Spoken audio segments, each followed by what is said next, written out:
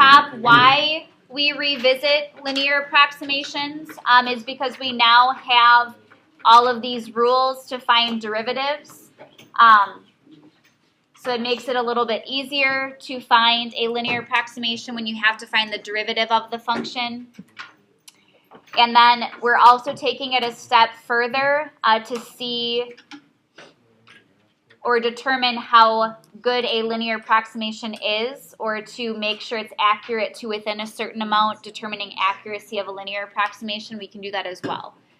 So what I have at the top, and again, I don't want these to be something you feel you need to memorize. This is, I know it's written as formulas, but I want you to understand that it's just equations of lines. It's just putting it into a formula to help you understand what it is. But remember that the whole idea behind linear approximations is that if you look at a curve at a specific x value, if you zoom in far enough, a curve is going to appear linear at that point, if you zoom in far enough. So that means you can use the tangent line to a curve to approximate values of a function, since as long as you're close to that x value, a curve and its tangent line are very, very close to the same thing. So that's the whole idea behind it, and typically linear approximations are used when you don't actually know what the function is, although we are going to use examples of a function we are given, but then you can apply them to problems where you wouldn't actually have a formula for the function. So as a refresher, the equation of a tangent line to a curve y equals f of x at the point a, f of a, it gives you this formula here. But again, I'm stressing to not memorize this, because all this is a rearrangement of point slope form. So all you need to remember with the equation of a tangent line is that to find the slope, you have to find the derivative and evaluate it at the x value a. So the slope is f prime of a. And then if you were to write this in point slope form, it would be y minus f of a equals the slope f prime of a times the quantity x minus a. And how they're getting this here is they're just adding the f of a to the other side to solve for y. And you could write it in slope-intercept form as well. But all this is the equation of a line, the equation of the tangent line. So not a formula that you have to memorize, but you need to know the slope is the derivative at a. And then from there, we had defined what the linear approximation or the tangent line approximation of f at a is. And all that says is that f of x is approximately equal to its tangent line as long as x is near a. So this is the curve.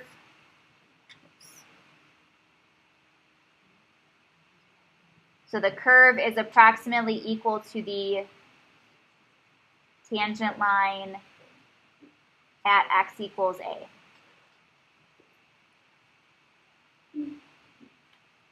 And then the function whose graph is the tangent line is called the linearization of f at a, and they usually use L of x for that. So this is literally just the equation of the tangent line, but they're putting L of x equals the tangent line as the linearization. And then the linear approximation, so kind of going from up here, since L of x is the tangent line, the linear approximation f of x is approximately equal to L of x. It's a good approximation, but only if x is near a. So the further away from that x value a you are, the further the tangent line could possibly be from the curve, and then it's less accurate. So it's only really used as long as you're really, really close. And that's where in the last example, we're going to look at determining accuracy. If you want a certain accuracy for a linear approximation, how to find that. So in example 1, we are going to find the linearization of this function at the a value 1, and then we're going to use it to approximate these numbers. So again, I realize we actually have the function. We wouldn't need an approximation for a function we already know, but then you can actually apply this to a function you wouldn't know, just knowing how to set it up. So to find the linearization, you need to find the tangent line. Oh no, tangent line doesn't go away. So what do we find first when we find a tangent line? Derivative.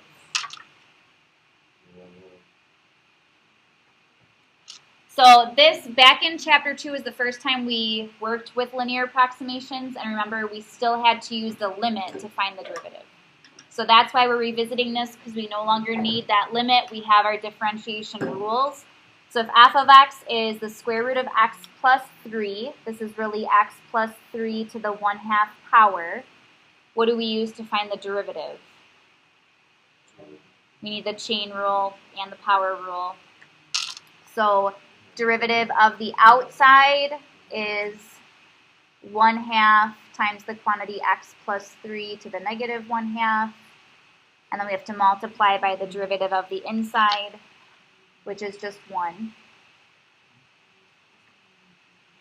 So we could, and I'll just rewrite this, we could write it as 1 over 2 square root of x plus 3 would be f prime of x.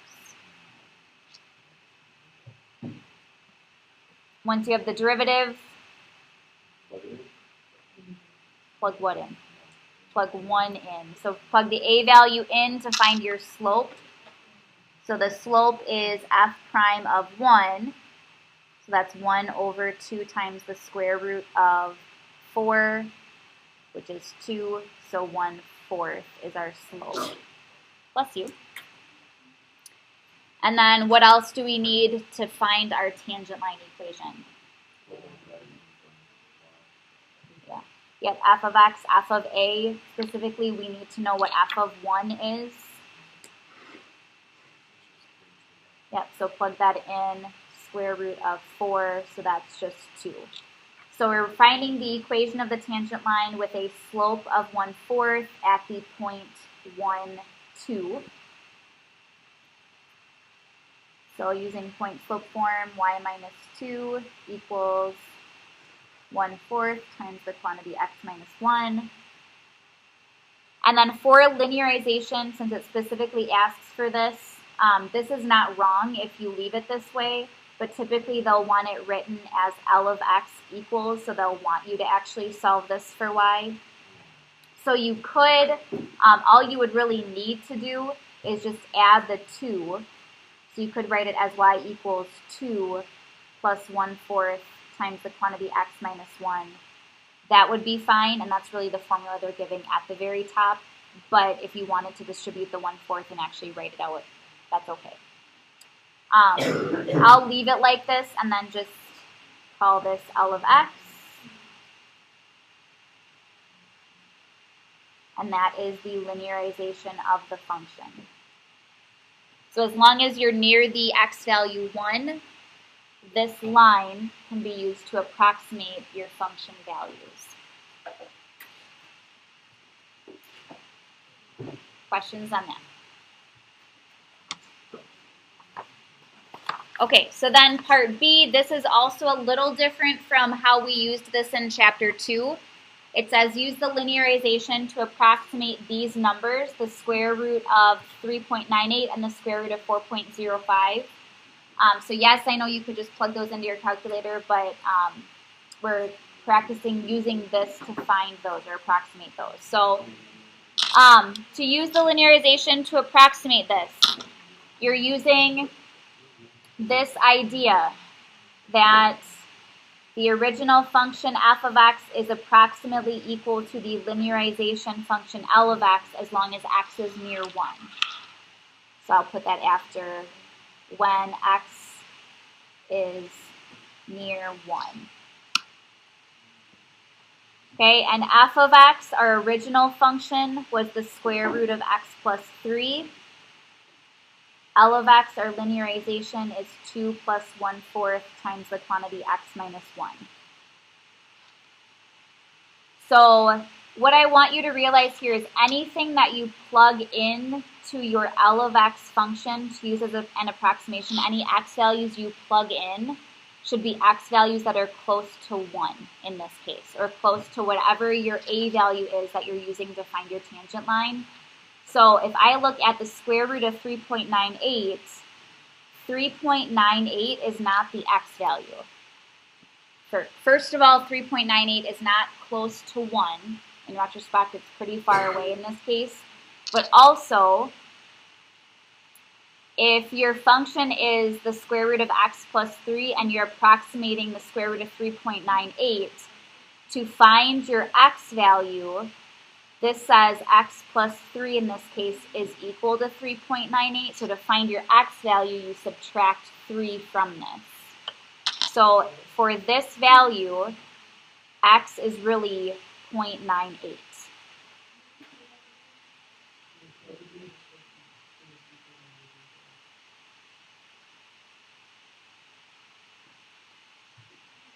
Why would we not put this in for x?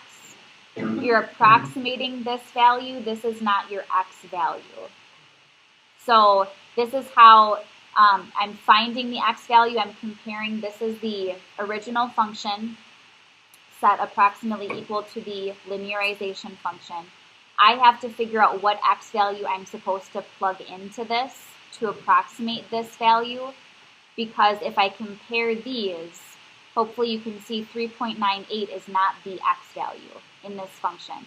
3.98 is in place of the x plus 3. So I set up this equation that x plus 3 is equal to 3.98 to see that for 3.98 here, the x is really 0.98. So ultimately, again, if you look at this x value, 0.98 is a number that's very, very close to 1. So this is the number then that gets substituted in here. So it would be 2 plus 1/4 times 0.98 minus 1, that quantity. And then this you would actually evaluate on your calculator to get the approximation. So I don't know if anybody's done that already.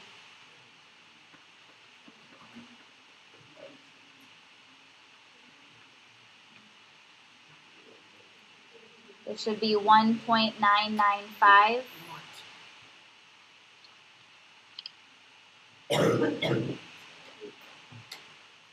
So using the linearization, the tangent line, this is the approximate value for this.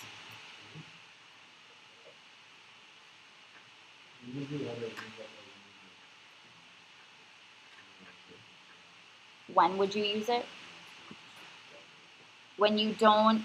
So I know, like I said, this is an example where we know the function. These linearizations are mainly used when you don't actually have the function itself. So think back, do you remember in chapter 2, when we first visited this, there was that turkey example, like the temperature of the turkey, but we didn't actually have a function for it. And you've had some questions on linearizations already. We're just revisiting it because we know more about derivatives. So this is practicing using it when we know the function, but it's mainly used if you don't know the function, because then you can still approximate function values without knowing what a function is. Okay, so then the other one, if this was confusing, here's another one we have to approximate, the square root of 4.05. So again, 4.05 is not the x value. Yep, you subtract 3 from it. The x value should be close to 1. So when you subtract 3, the x value is really 1.05. And that is a number close to 1.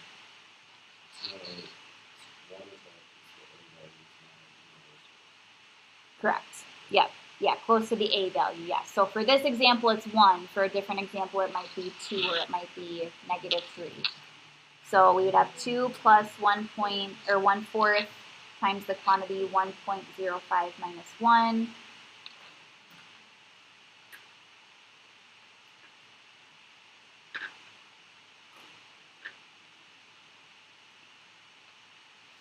And 2.0125.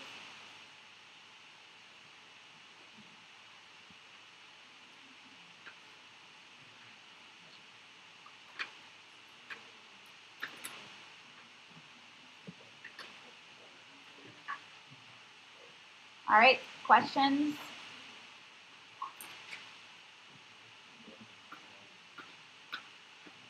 What? Oh, you're on the back. We're going to go through it. Okay, then for example 2, we are using, this is still part of the same example. So it says, for what values of x is the linear approximation? Now, we wrote it as 2 plus 1/4 times the quantity x minus 1. If you actually distribute the 1/4 and then simplify it, the 1/4 x plus 7/4 is the slope-intercept form of the line we were just using. So this is the same function, the same linearization we just had. We're going to determine for what values of x is it accurate to within 0.5. So where the difference between the actual function value and the linearization function value, where the difference is less than 0.5. We want that accuracy for it. So we can see what x values we'd be able to use to have that accuracy. For this, you are going to need a graphing calculator. Not right away, but you will need one. So if you don't have yours with you and you want to grab one from the cupboard, that's fine. Or look on with somebody.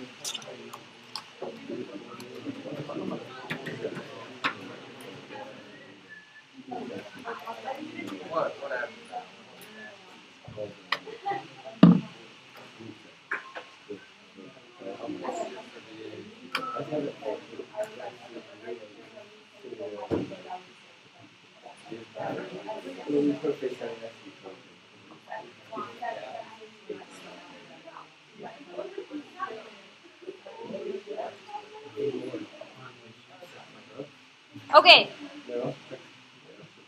Here's how you would work through a problem like this.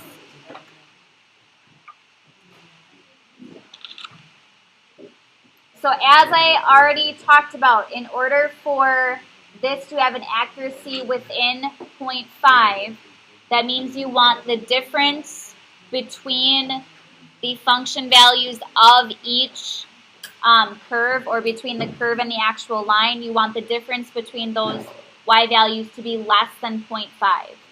So this means I want, and I'm going to use the absolute value, because it could be a positive or a negative distance depending on which function value is actually greater. So I want the absolute value of L of x minus f of x, the difference between the linearization and the actual function. I want that to be less than 0.5.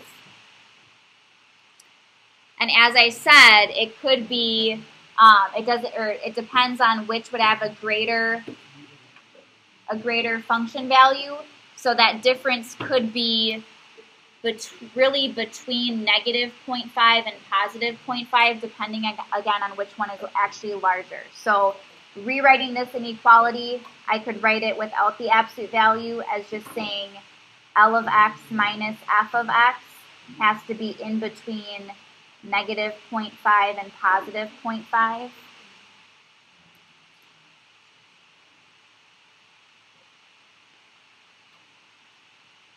And what I'm going to do from here is I'm going to get the L of x alone in the middle of this compound inequality. So I'm going to add f of x to all three parts here.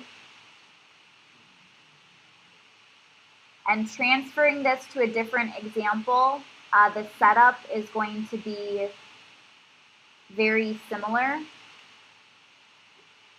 Just obviously your L of x and your f of x would be different, and then depending on what the accuracy you're looking for, maybe it's an accuracy of 0.1, you would have 0.1 instead. And so from here, I'm actually going to substitute in what f of x and L of x actually are. So again, from the previous example, the square root of x plus 3 was our original function. And then again, the 1/4 x plus 7/4 is the slope-intercept form of the linearization function we had. So we would have the square root of x plus 3 minus 0.5 is less than 1/4 x plus 7/4 is less than the square root of x plus 3 plus 0.5. And then this is where you need your graphing calculators. So you have kind of three separate functions if you want to think about that here. You can think of, I'm just going to call the square root of x plus 3 minus 0.5, I'm going to call that y1. So I'm going to enter it into my calculator as y1. 1/4 x plus 7/4 I'm going to enter in as y2. Square root of x plus 3 plus 0.5 I'm going to enter in as y3. So I'm going to enter those three functions into my calculator. It's not squeeze theorem. No. Because we're not looking for a limit. Is it maybe easier to split it up into those two inequalities?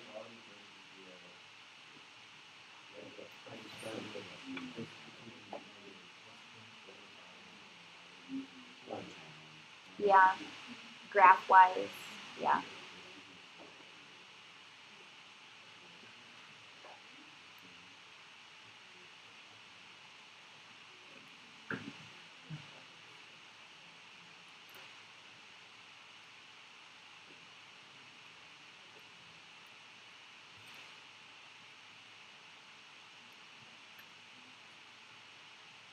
Make sure, too, if you're typing in like 1/4 and 7/4 as fractions, you include parentheses around the 1/4 and 7/4, because your calculator will follow order of operations as it reads that.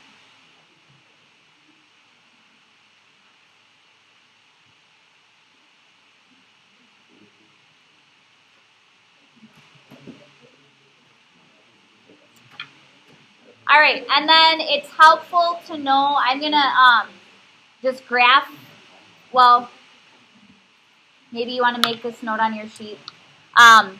What you want to do is you're going to graph the three curves, but only two at a time. So you're only going to graph pairs of curves. And what you want to do is you want to graph y1 with y2 and y2 with y3. So you don't need to graph y1 with y3. These actually, y1 and y3 are not going to intersect each other. So in our case, we're going to graph y1, y2, y2, y3, because we are looking for two intersection points.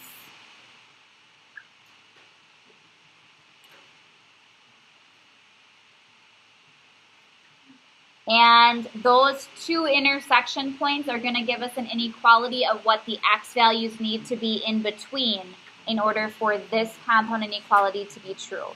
So we're basically solving this compound inequality by using our graphing calculator. And it could be that each pair has one intersection. It could be that one pair has no intersections and the other pair has both intersections. So on my calculator, I'm going to graph y1 and y2 together first. So I just need to make sure that where I have y3 over the equal sign, I hit enter so that it's unselected, and that way it won't graph. Because these are all going to be very close to each other, so if you graphed all three at the same time, you might get lost in terms of what's actually intersecting. So I'm just going to do the standard window, zoom 6, to start.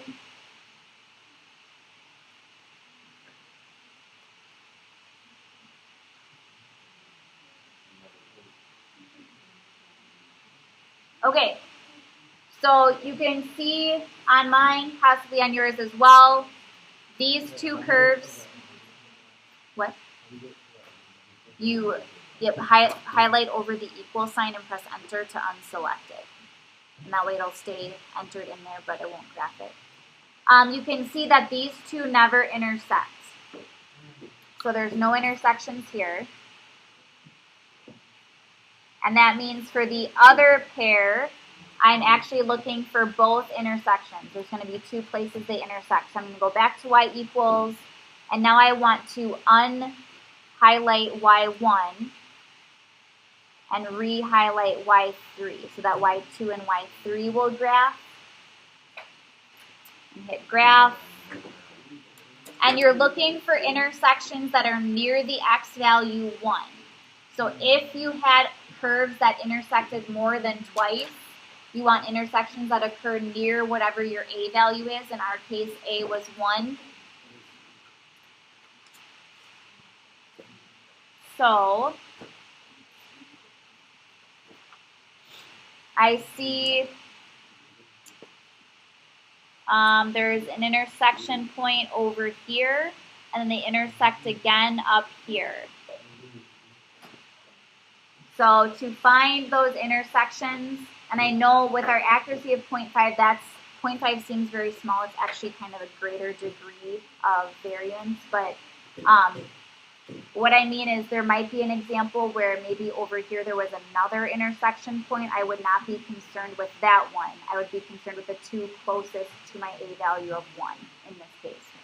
So to find an intersection, that's where you go to second trace for the calculate menu, and you want option 5 for intersects.